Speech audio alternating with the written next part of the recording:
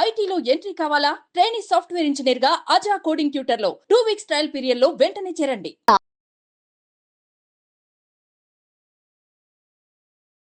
నమస్తే, welcome to Suman TV. నేను మీ విష్ణు. ప్రస్తుతంతో పాటు certified financial planner Ram Prasad గారు ఉన్నారు. వారితో మాట్లాడదాం.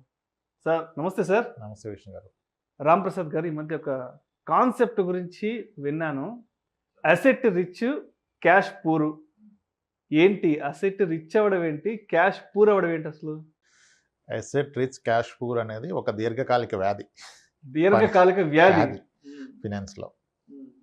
అంటే ఎందుకు దీన్ని వ్యాధిగా పరిగణించాలంటే, విపరీతమైన ఆస్తులు కూడబెట్టుకొని కూడా చేతిలో ధనం లేక ఇబ్బంది పడ్డాన్నే అసెట్ రిచ్ క్యాష్ పూర్ అంటారు.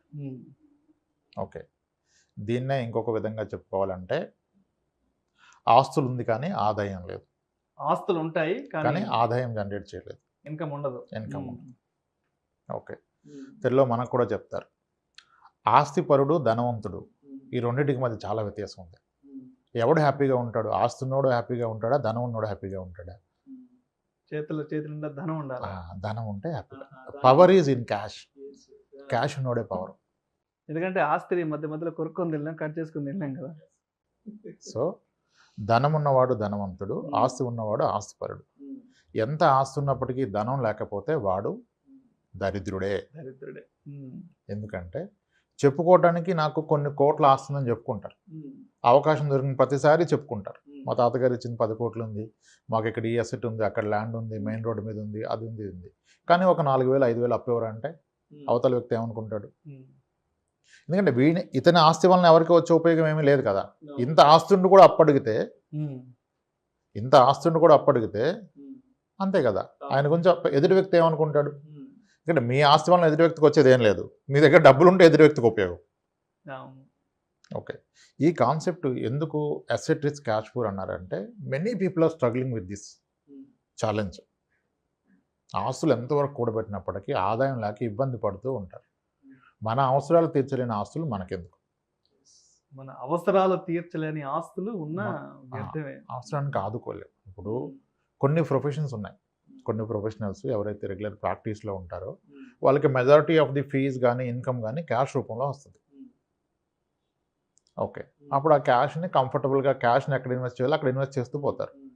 వాళ్ళకి ఎప్పుడైతే జీవితంలో పిల్లల హైయర్ ఎడ్యుకేషన్ నిమిత్తం ఒక పెద్ద అమౌంట్ అవసరం పడుతుంది, కానీ ఆ ఇన్స్టిట్యూట్ అతనేమో అది వైట్లో తీసుకుంటారు, హార్డ్ క్యాష్ తీసుకోరు. మరి అప్పుడు చెప్పుకోవటానికి ఎంత ఆస్తులు కూడబెట్టినా, చేతిలో డబ్బులు కరెన్సీ నోట్లు ఉన్నా మీరు దాన్ని ఉపయోగించుకోలేరు కదా. అప్పుడు స్ట్రగుల్ అవుతారు. ఓకే, అప్పుడు అంటే ఇప్పుడు ఆస్తులు కూడబెట్టారు. కొన్ని ప్రొఫెషన్స్ ఉంటాయి, కొన్ని ప్రొఫెషన్స్ రెగ్యులర్గా ప్రాక్టీస్ చేస్తారు. వాళ్ళదేం బ్లాక్ మనీ కాదు, కానీ అన్అకౌంటెడ్ మనీ. రెగ్యులర్గా మనీ వస్తుంది, ఇచ్చే ప్రతి ఒక్కళ్ళు క్యాష్ రూపంలో ఇస్తే, ఎవరు వచ్చిన క్యాష్ విపరీతంగా రోజుకు ఒక 10,000 ఆదాయం ఉన్న వ్యక్తి ప్రాక్టీస్ ద్వారా దాన్ని తీసుకెళ్ళి బ్యాంక్లో డిపాజిట్ చేయరుగా. చేస్తే ఇన్కమ్ ట్యాక్స్ 30% కట్టడం ఎవరికి మనస్ఫూర్తిగా ఇష్టం ఉంటుంది. అందుకని దాన్ని నెమ్మదిగా ఆ క్యాష్ని క్యాష్ రూపంలో ఎక్కడ ఇన్వెస్ట్ చేయగలరో అక్కడ ఇన్వెస్ట్ చేస్తారు. భారీ క్యాష్ ఇన్వెస్ట్ చేయాలంటే ఉన్న ఒకే ఒక మార్గం ఏంటి? Real estate. రియల్ ఎస్టేట్లో కూడా అన్ని రియల్ ఎస్టేట్లు మీరు క్యాష్ తీసుకోరు. ఇప్పుడు మీరు ఒక ఇల్లు కొనాలి, ఒక కమర్షియల్ ఫ్లాట్ కొనాలి, ఒక 2 డబుల్ బెడ్రూమ్ ఫ్లాట్ కొనాలి అంటే గవర్నమెంట్ వాల్యూ వరకు మీరు ట్రాన్సాక్షన్ రికార్డ్ అయిపోతుంది, పాన్ లింక్ చేస్తారు. అందుకనే ప్రిఫరబుల్లీ ఈ గవర్నమెంట్ వాల్యూ కట్టాల్సిన అవసరం కూడా లేకుండా ల్యాండ్స్ కొంటారు. ల్యాండ్ అనేది మంచి అసెటే, అప్రిషియేషన్ బాగుంటుంది, మంచి ఇన్వెస్ట్మెంట్. కానీ పూర్తిగా మీకున్న మొత్తాన్ని మీరు దాంట్లోనే పెట్టినట్లయితే మీ అవసరానికి అది లిక్విడేట్ చేయలేరు కదా. చేసిన పక్షంలో మీకు వచ్చేది కూడా క్యాషే వస్తుంది. వైట్ ట్రాన్సాక్షన్ ఎవరు తీసుకుంటారు?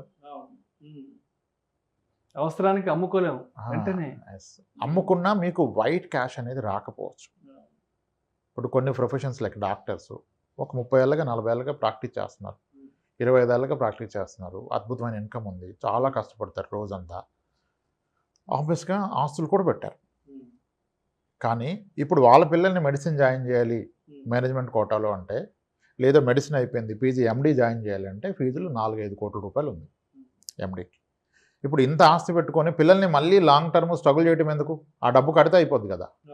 కానీ 40 కోట్లు ఆస్తి ఉన్న వ్యక్తి కూడా 4 కోట్లు వైట్ అమౌంట్ లేదు అండ్ రాదు కూడా. ఇప్పుడు 10 కోట్ల ప్రాపర్టీ అమ్మితే 10 కోట్లు వైట్ ట్రాన్సాక్షన్ చేసి కొనగలిగే సత్తు ఉన్న వాళ్ళు ఎంతమంది ఉన్నారు స్టేట్లో? సో కాబట్టి అసెట్స్ కూడబెట్టుకోండి, కానీ లిక్విడిటీని కూడా దృష్టిలో పెట్టుకోండి. ఒక అసెట్ ఉంటే, ఇంకొక ఎగ్జాంపుల్ చెప్తాను. ఈ మధ్య ఒక క్లయింట్ వచ్చారు. ఆయన ఒక చిన్న మెడికల్ ఫీల్డ్లోనే చేస్తారు, చాలా తక్కువ సాలరీ, ఈజ్ అరౌండ్ 50 years, 2 పాపలు ఉన్నారు. వాళ్ళిద్దరికి మంచి ఎడ్యుకేషన్ చదివిస్తున్నారు, ఆయన మేనేజ్మెంట్ కోటాలో చదివిస్తున్నారు. ఆయన దగ్గర ప్రాబ్లం అంటే ఆయన జీతానికన్నా ఆయన కడుతున్న ఫీజు ఎక్కువ, జీతం కంటే కూడా ఫీజు కట్టే ఫీజు ఎక్కువ కడుతున్నారు.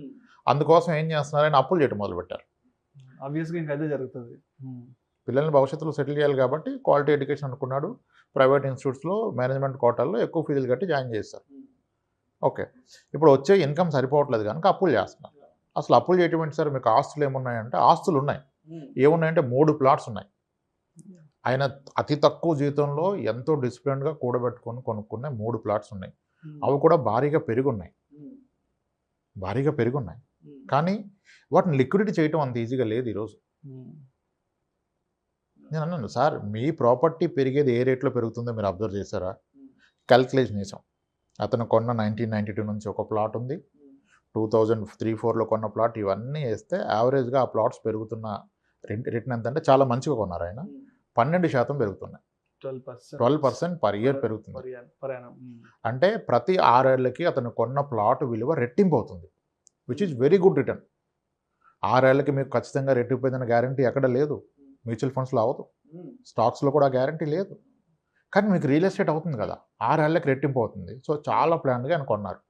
ఇప్పుడు ఆయనకు వచ్చిన అనుమానం ఏంటంటే, ఆయన ఫ్రెండ్ ఇంకొక ఆయన 2 అమ్మాయిలను పెట్టుకొని సేమ్ ఇదే కాన్సెప్ట్లో ఉన్న వ్యక్తి, పెద్ద అమ్మాయికి సడన్గా మ్యారేజ్ సెటిల్ అయింది. అతను ఇప్పుడు ప్లాట్ అమ్ముదామని వెళ్ళారు. ఆయనకున్న 2 ప్లాట్స్, ఒకటి పెద్ద ప్లాట్, ఒక చిన్న ప్లాట్. చిన్న ప్లాట్ ఒక వెంచర్లో కొన్నారు, దానికి ఏం ప్రాబ్లం లేదు. పెద్ద ప్లాట్కి ఇప్పుడు లీగల్ షార్ట్ ఫాల్స్ ఇప్పుడు దొరికాయి ఆయనకి.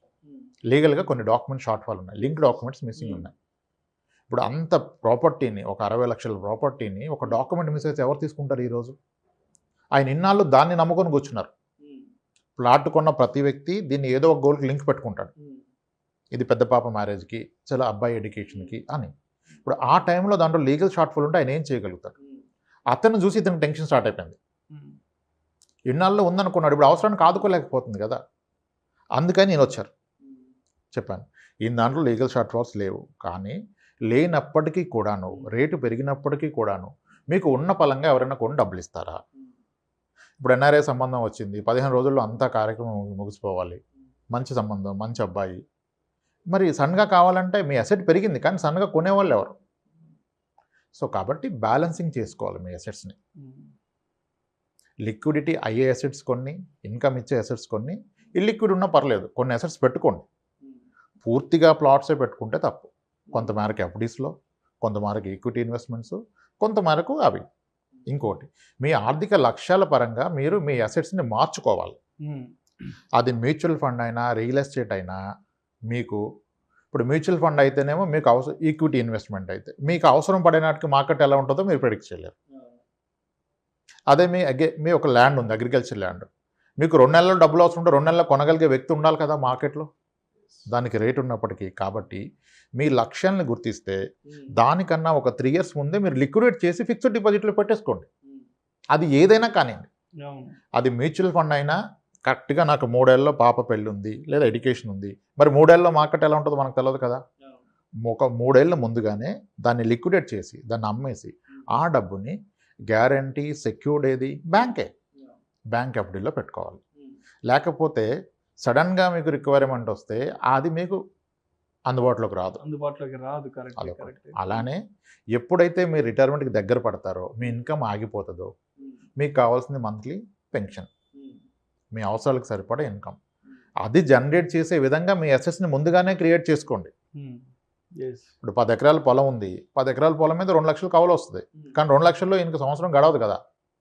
అవసరం అయితే ఆ 10 ఎకరాల పొలంలో 4 ఎకరాలు అమ్మేసి ఆ 4 ఎకరాల్లో వచ్చిన డబ్బుల్లో ఒక కమర్షియల్ బిల్డింగో లేదా 3 ఫ్లాట్సో 3 ఇండిపెండెంట్ హౌస్లో కొనుక్కొని వీటి మీద నెలకు ఒక 50,000 రెంట్ వచ్చే విధంగా పెట్టుకుంటే మీరు ప్రశాంతంగా మీ జీవనం కొనసాగించవచ్చు. ఎగ్జాక్ట్లీ అవును. ఇప్పుడు అగ్రికల్చర్ ల్యాండ్స్ కూడా 40 లక్షలు పైమాట ఉన్నాయి. ఇప్పుడు నాకు ఉంది 10 ఎకరాలు 4 కోట్లకి ఆసామని అని చెప్పుకుంటే నీకు ఆదాయం ఎక్కడిది? నెల నెల వాటి మీద ఆ. రెవెన్యూ రాదు కదా, ఇన్కమ్ Yes, రాదు. yes. ఏదో సంవత్సరానికో 2 ఏళ్ళకో వస్తుంటుంది. మీ అసెట్స్ అనేవి ఇన్కమ్ జనరేటింగ్ అసెట్స్ అయి ఉండాలి అండ్ లిక్విడిటీ వచ్చే అవకాశం వచ్చి ఉండాలి. మీ అవసరానికి ఆదుకునే విధంగా ఉండాలి. ఆదుకునే విధంగా ఉండాలి. ఆ. ఇప్పుడు 60,000 వచ్చిన వ్యక్తి ఇంకా నేను కూడబెట్టాను 50 కోట్లు అలాగే ఉంచుతాను, నా ఆస్తులు పెరుగుతున్నాయంటే ఉపయోగం లేదు. ఉపయోగం లేదు. 60,000 వచ్చిన వ్యక్తికి నెలకి 2 లక్షలు వస్తే హ్యాపీగా లైఫ్ లీడ్ చేయగలుగుతారు. అంటే ఎవరి అవసరాలను బట్టి అది. ఒకదాని 2 లక్షలు కావచ్చు, ఒకదానికి 50,000 కావచ్చు. ఇప్పుడు చాలామంది చూస్తాం హయ్యర్ ఇన్కమ్లో ఉంటారు, డైరెక్టర్ లెవెల్లో పనిచేస్తారు, వాళ్ళ లాస్ట్ డన్ సాలరీ లక్షల్లో ఉంటుంది. రిటైర్మెంట్ తర్వాత కూడా నెలకి ₹1 లక్ష ఖర్చు ఉంటుంది. డ్రైవర్ అవసరం, కార్ అవసరం, ఇంకా ఫ్రెండ్స్ని ఎక్కువగా కలుస్తారు, వాళ్ళు చాలా ఎక్కువగా ఎంజాయ్ చేస్తారు. అప్పుడు ఖర్చులు ఏం తగ్గవు, పోస్ట్ రిటైర్మెంట్ ఖర్చులు ఏం తగ్గవు, పెరుగుతాయి. మరి అప్పుడు ఇన్కమ్ ఆగిపోయింది కదా, అక్కడ శాలరీ ఇన్కమ్, అది ఆగిపోయే నాటికి మీరు వేరే ఇన్కమ్ సోర్స్ క్రియేట్ చేసుకోవాలి. Yes. ఆస్తులను కూడబెట్టేసుకొని లిక్విడిటీ లేకుండా ఉంటే ఇబ్బంది. This is called asset rich cash flow. మీ అవసరానికి ఆదుకునే విధంగా ఉన్న ఆస్తులు మాత్రమే కూడబెట్టుకోండి. ప్రిఫరబుల్లీ ప్రతి ఆస్తి ద్వారా ఆదాయం వచ్చే మార్గాలే పెట్టుకోండి. ఆదాయం రాని ఆస్తిని పెట్టుకోవద్దు. పెరగొచ్చు, ఎంత పెరిగినా మీ అవసరానికి ఆదుకోకపోతే పెరిగి మాత్రం ఉపయోగం ఏముంది? కరెక్టే. మన తాత పెట్టుకున్నాడు, మన నాన్నగారు పెట్టుకున్నారు పొలాన్ని, నేను పెట్టుకుంటాను, నా కొడుకు పెట్టుకుంటాడు. ఉందని చెప్పుకోవటానికే, అవసరానికి వాడుకోవటానికి. అలానే మొత్తం అమ్మేసేయండి అని చెప్పట్లేదు. Okay, so liquidity is the key అండి. అసెట్ రిచ్ క్యాష్ పూర్ అంటే ఆస్తులు ఫుల్, ఆదాయం నిల్లు. ఆదాయం లేని వాళ్ళు ఎలాగో స్ట్రగుల్ అవ్వాల్సిందే. ఆ స్ట్రగుల్ నుంచి బయటపడాలంటే మీ ఆస్తుల నుంచి ఆదాయాన్ని సమకూర్చుకోండి, లేదా ఆస్తులు తీసేసైనా కొంతమేరకు దాన్ని ఏ బ్యాంకులోనో పెట్టి వడ్డీ రూపాయనన్నా మీరు ఆదాయాన్ని సమకూర్చుకోండి. లేకపోతే లైఫ్ లాంగ్ స్ట్రగుల్ అవుతూనే ఉంటారు. ఇది చాలామంది స్ట్రగుల్ అవుతున్నారు. కరెక్ట్. ఎడ్యుకేటెడ్, ఇన్కమ్ ఉంది, ఆస్తులు ఉన్నాయి, కానీ ఆదాయం లేదు, నెలవారీ ఖర్చులకు ఎదుక్కుంటే ఎలా? ఎస్ సార్, అలా ప్లాన్ చేసుకోవాలి. Thank you sir. Thank you so much Ram Prasad గారు. అసెట్స్ రిచ్ క్యాష్ పూర్ అనే కాన్సెప్ట్ గురించి చాలా క్రిస్టల్ క్లియర్గా మన ఆడియన్స్కి ఎక్స్ప్లెయిన్ చేశారు. Thank you so much sir. Thanks అండి విష్ణు గారు.